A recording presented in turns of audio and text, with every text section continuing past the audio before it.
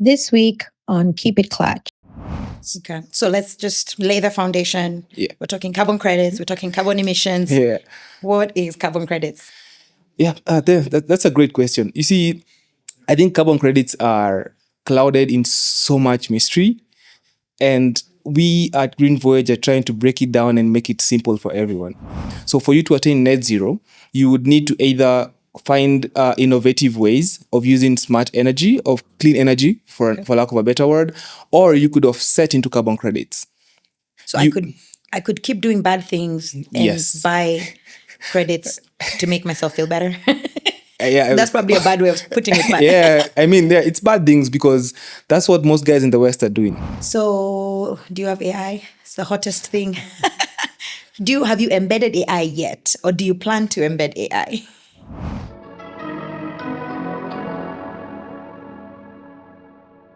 Welcome to Keep It Clutch, where we talk to visionary builders who are solving some of our most pressing challenges in Kenya and Africa, especially as related to AI and deep tech. Today, I have the pleasure of having Dennis Ngigi here with us. He's the founder, CEO of Green Voyage. They are on a mission to improve sustainability products and create emission solutions that will benefit our environment. So, welcome, Dennis, to Keep It Clutch. So, how are you doing today? Hey, thank you for having me here today. I look forward to an engaging conversation with you. Absolutely. So we're going to go into a lot of things. I think what I'm really excited about with this podcast today is a lot of people have been asking about things that they hear in the news. What is carbon credits? What is emissions? Why does it matter? So we're going to dive into all of that and also want to understand about Green Voyage. So let's get started with finding out something fun. Tell me something fun about you that people don't typically know. Yep. So I think the most not obvious thing about me is that I'm a part-time minister of the gospel. I know you didn't know that. I did not know. I'm just as surprised. Okay. Yeah, I'm so in tune with my faith, and that's what has led me to this day today. Okay. Because it's all about exploring who I am and what I'm set to achieve in life. I really, really like that. Thank you. Yeah. Man of God. Yeah, thank definitely. you. I should be the man of God of the house, yeah? Yes, you'll be leading us through prayer. Yeah. All right. So good to know. So Dennis, we're here today to talk about Green Voyage. And before I go into, talking about the product or what you're building, I think it's always nice to know who you are as Dennis. So who is Dennis Ngigi? What was his life like? How did he get to this chapter where he's building Green Voyage? Thank you for that question. Sounds more like you are asking me for it's an interview. Yes, it's an interview. And I'm interviewing for a job, yeah. Yes. So yes. I'll try and not be very professional about it. So yeah, so I'm a father. Okay. Like I said, I'm a minister of the gospel. I've been working in tech for the last 15 years. I've been working with startups across Africa, ideally building solutions and helping startups to enter into new markets. And this passion about Green Voyage was born in the year 2021 during the COVID year, when we were all stuck in the house. We had nothing to do. Yep.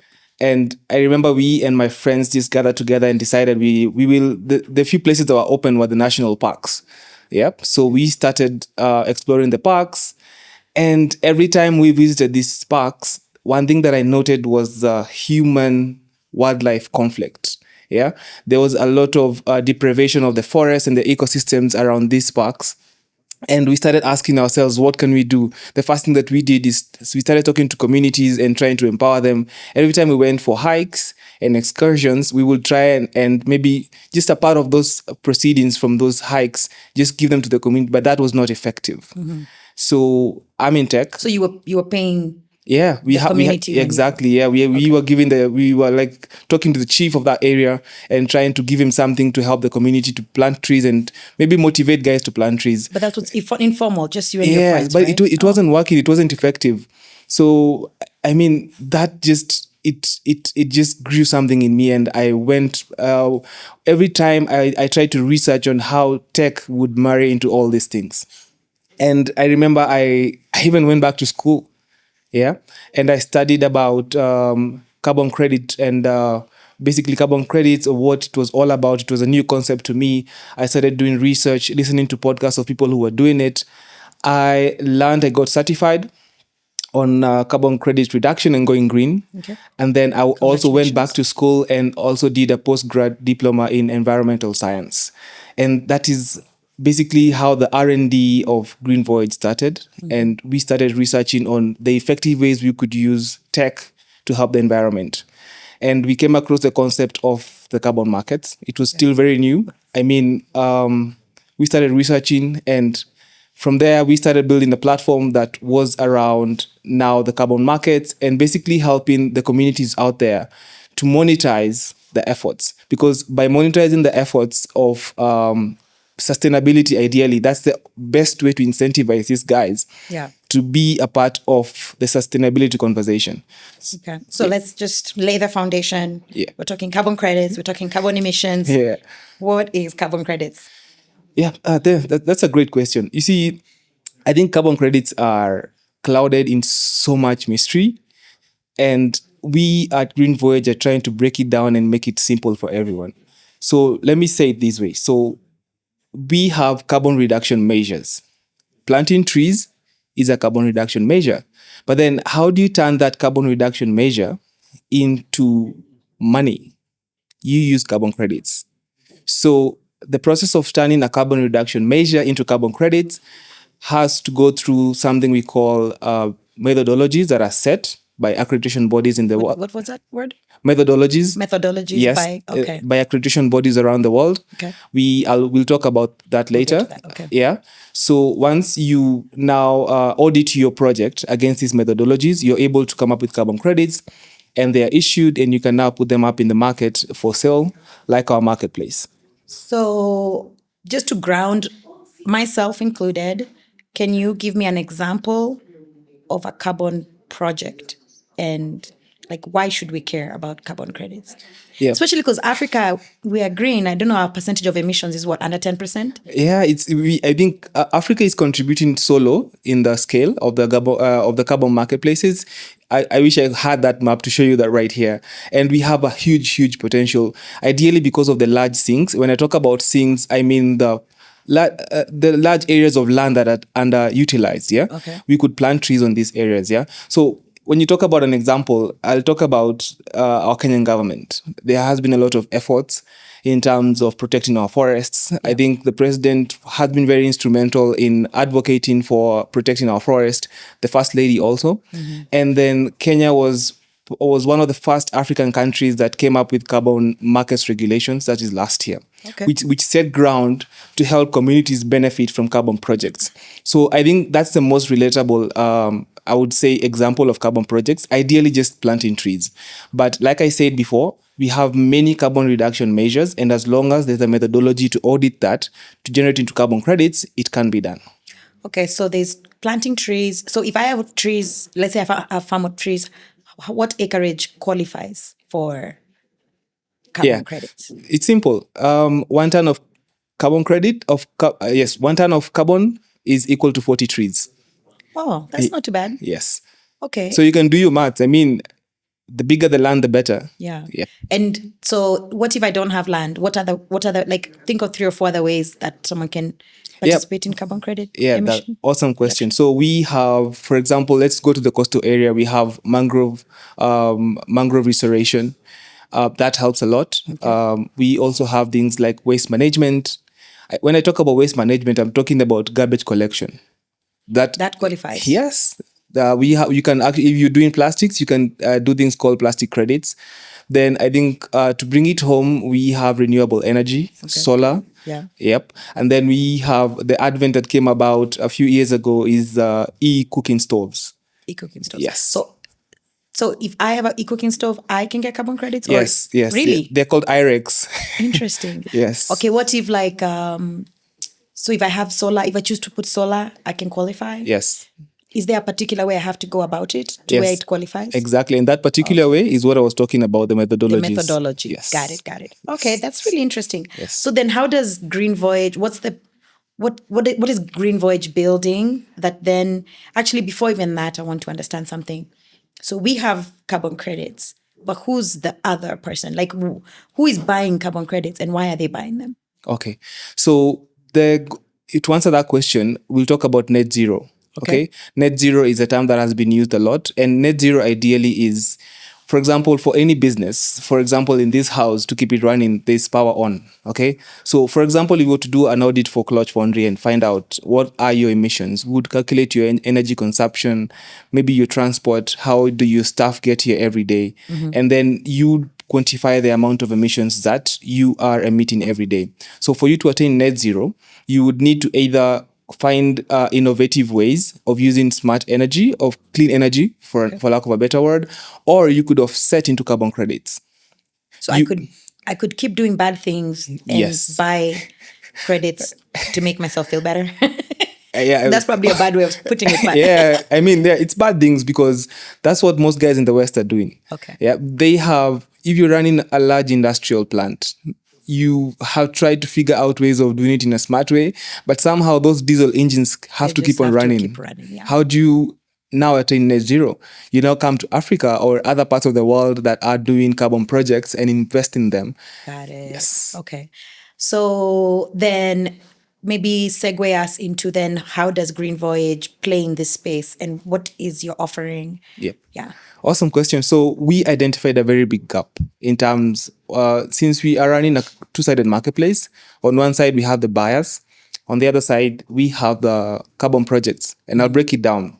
So for the buyers, ideally are the guys you were talking about who want to attain net zero.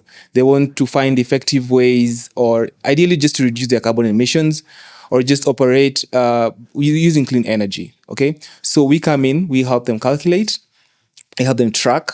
We have tools that we've built and partnered with people. We help them now do reports around this. And then we also help them identify the carbon projects of choice that they would like to invest in. So this is the buyer. Yes, that's the buyer. Okay. Okay. And you see, as a buyer, you have a choice of investing in whatever. You want to invest in renewable energy, in solar, in waste management, in land. That's all up to Because you. you don't, so me as a buyer, I'll use an example you gave me, which is the travel industry. Yeah. So like an airline in the West Exactly. has to still fly. You can't avoid it. Yeah. So you're saying they're kind of agnostic to how the carbon credits were procured as long as they get the credit. Yeah. So whether it's from trees or from me using solar, that's kind of inconsequential is what you're saying? Yep. So it really doesn't matter. And now that you've mentioned about airlines, let's digress a bit. Sure. Most of these airlines, if I think British Airways and Lufthansa, if you try and check, they have an option for you contributing to carbon offsets. How? They do. I mean, I think it's an option on their website I've come across where if you want to contribute voluntarily, it's up to you. You can do it. Oh. And I think that will get you discounts, I don't know, on future travel and stuff like that. But I would have to have carbon credits to trade in. Exactly. So this is what happens. So in this case, the airline is a buyer. So if I'm traveling with Lufthansa and I've chosen to contribute to that effort, they'll pull that money in and look for carbon projects of choice and invest in them I see what you to mean. attain net zero. I see what you mean. Yes. Okay. So coming back to the other question then, they're reaching out to you, the buyers are reaching out to you, or how is that working so far? First of all, how long has Green Voyage been around, and where are you at in the progress of your project? Yep. So good question. So we founded, officially we got incorporated in 2022, 9th of May. Okay. And we started building. I think the first part was R&D. We spent a whole year on R&D, trying to learn the nuances of this market, trying to learn what to do and what not to do, identify the gaps in the market. And then 2023, we started building. And we had our first prototype in 6 months after that. And we realized that the first prototype didn't really answer to the market needs. So we continued building on version 2. And version 2, we recently launched it. That was in October last year. Yeah. And that's what we're actively testing and onboarding clients on. Okay. Yes. So do you have AI? It's the hottest thing. Have you embedded AI yet? Or do you plan to embed AI? We actually are. We are building AI agents. And look, we are trying to demystify the whole carbon credits thing. And AI will help us do that. For example, using AI agents to answer most of these questions, or even just building carbon calculators on AI. Yeah. Yeah. That if, for example, if it was available on WhatsApp, you could easily just calculate and say, hey, I'm traveling to Germany. I want to know how many kilometers I'm going to travel, and I want to know what will be my emissions and how I can offset this. So AI will help us do that. So we're actively building, and I think on version 3, that should be available. So I am traveling to Germany. Yeah. I go buy carbon credits from Green Voyage. Yes. Awesome. Yeah. So we call those the eco-conscious travelers. Eco-conscious. It's voluntary. Oh, It's I for you like to it. choose. Yeah. So they're participating in making the world better. Exactly. Oh, okay. Yes. All right. That's really interesting. Yes, it is. What else do we not know about Green Voyage that we need to know about? Yeah, I mean, we just talked about buyers, so let me mention about the carbon project, and that's where most of our work is, most of our operational work is. We identified lack of market information to the carbon projects, because remember when I was talking about carbon reduction measures, there are a lot of guys doing some innovative things out there to help the environment, but they don't know they could be making money out of it. Yeah. Okay, so what we are doing is a lot of community sensitization. We've actually just partnered with a couple of guys, and we are about to roll out a huge training to almost 10,000 SMEs in the country. And that is basically to sensitize them on how to make money from these kind of projects.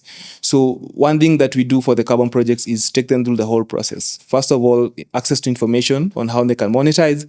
And then once they have the funds to do that, we now take them through the whole process in terms of preparing the documentation, getting them registered with the accreditation bodies out there. And then we help them go through verification and validation of their carbon credits, and we help them ensure that those credits are issued on the marketplaces. And then we go a step further and play a brokerage role by helping them sell those carbon credits. So you find the buyers Yes. on that other side. Yes. This is very interesting. So I think you'd mentioned to me at some point that you found there's 8,000. Can you tell me a little bit about that? What is that 8,000? Yeah. So look, most people don't know the concept about carbon markets. Yeah. Yes. So we have a lot of carbon projects out there. As I was doing my R&D, I came about around 8,000 carbon projects that are listed on the accreditation websites, accreditation body websites. Yeah. But if you do a quick search on the global carbon marketplaces for these projects, they're nowhere to be found. Why is that? I mean, I think I went on one website and just found two in Kenya, and a website that has over 10,000 projects around the world. So, I mean, there's a lack of focus on the African continent, not just Kenya. Yep. There's a lot of projects out there. And then also we want to cut out the middleman. I know people are going to hate me for doing that. Who is the middleman? Who have you just fired? So the middleman are people who invest in carbon projects pre-maturity. Oh. Okay. So, for example, you'll identify a company that's doing waste management. And since you have some knowledge around carbon credits, you go and invest in them in exchange of their carbon credits. So what will happen is you're going to dilute that market and buy those carbon credits at, let's say, 70% the actual market value.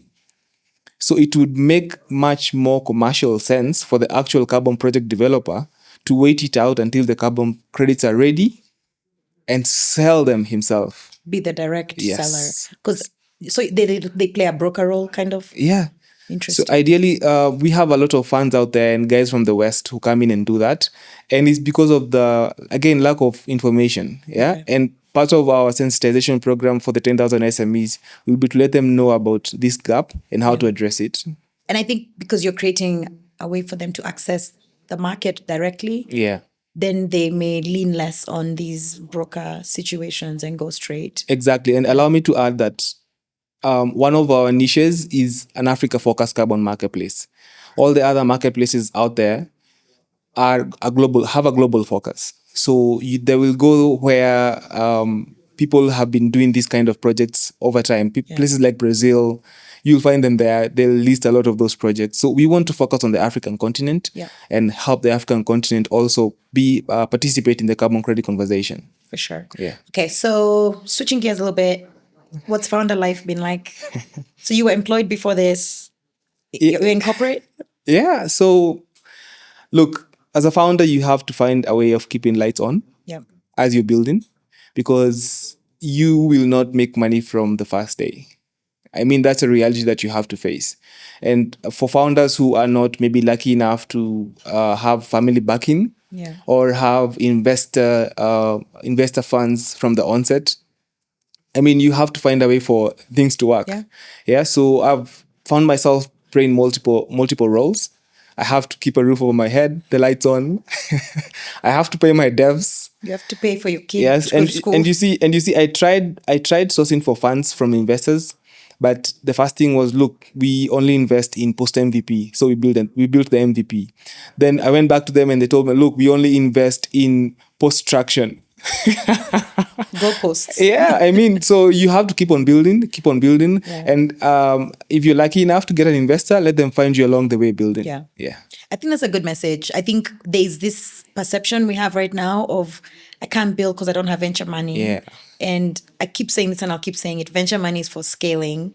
But I also think there needs to be some patient early stage capital for R&D, for MVP to at least found a market fit, product market fit, because we don't have family and friends rounds in Yeah. Kenya and in Africa. Exactly, So yeah. we still need to come up with a solution. I think that's a challenge for people like Clutch and others out there to see how we can stand in that gap. But so what's been the moment where you were like, pinch me, I'm actually doing this? Like, do you feel like you're there? Do you feel like you're there, or you still feel like I'm trying things out?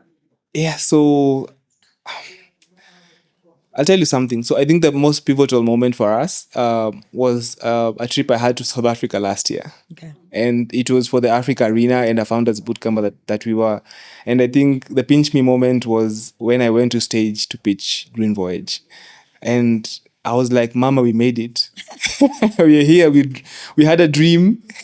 We had a dream, and we actually here. We are doing it. Yeah. People are listening to us. People are starting to believe in us. So yeah, that was the aha moment for me. I love that for you. I Yeah. love that for you. So outside of just broadening it a little bit, what's the market opportunity for carbon credits and carbon credit trading? Is this like a new financial avenue for Africa to lean into? What do you think about that? Yeah, I think the latest research that we did, the potential for the carbon credit space stands at $400 billion, if I'm not wrong, and that's just it's a hypothetical figure, because we need to do a lot of research around the potential of the African continent. Yeah, and actually see what we stand at.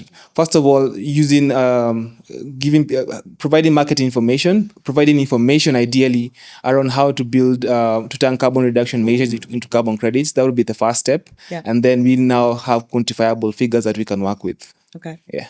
Cool. And so why is now the right time for Green Voyage? I mean, see, And why Green Voyage? yes. So let's start first by saying that the environment, Mother Earth, depends on you and me. It's not about Green Voyage. It's about you and me. Yeah. Every time you have your soda and you throw away the plastic bottle, you're doing something to hurt the Mother Earth. Okay? So it starts with everyone being responsible. Okay? And at that point of being responsible, you could now figure a way of making your responsibility into money. Yeah. Yes. I like it. Yeah. So okay, so I want to start growing trees. Yeah. Or at least have you come look at my trees. Yeah.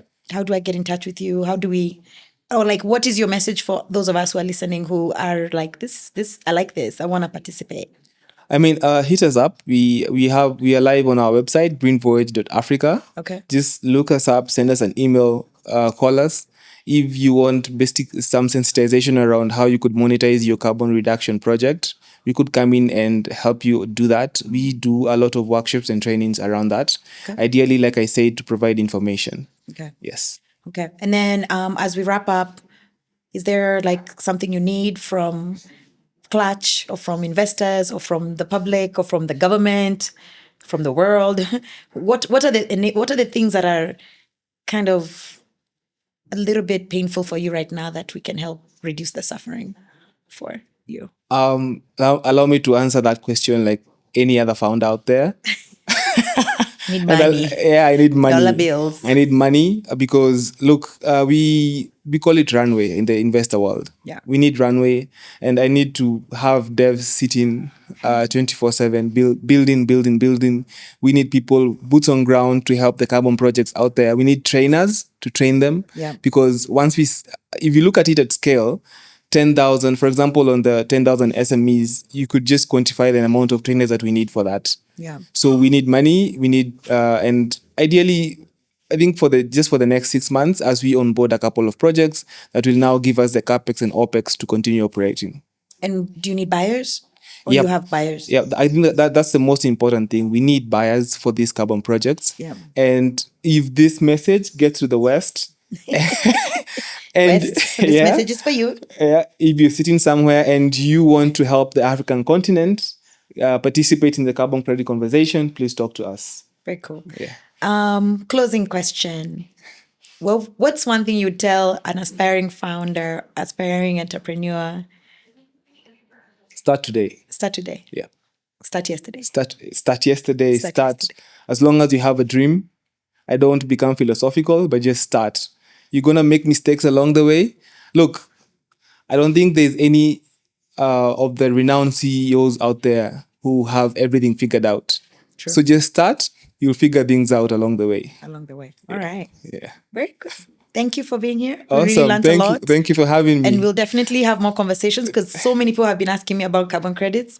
I try to replicate what you tell me, but I can't do enough justice to it. Yeah, so. I hope this information gets to people out there. And yeah, I'm open to doing this again. Absolutely. Yeah. Thank you so much. Thank you for having me. Yeah, for sure. Good times. Give us exactly where they can find you.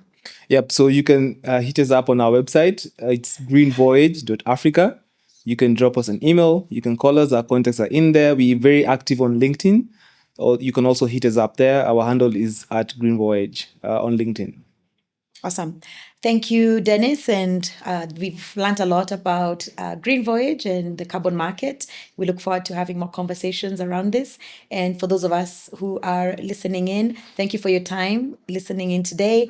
Keep it clutch and follow us on our socials at Clutch Foundry. We're on Instagram, we're on X or Twitter. We are also on LinkedIn and TikTok. So please reach out to us. We'll be happy to speak to you. Thank you so much.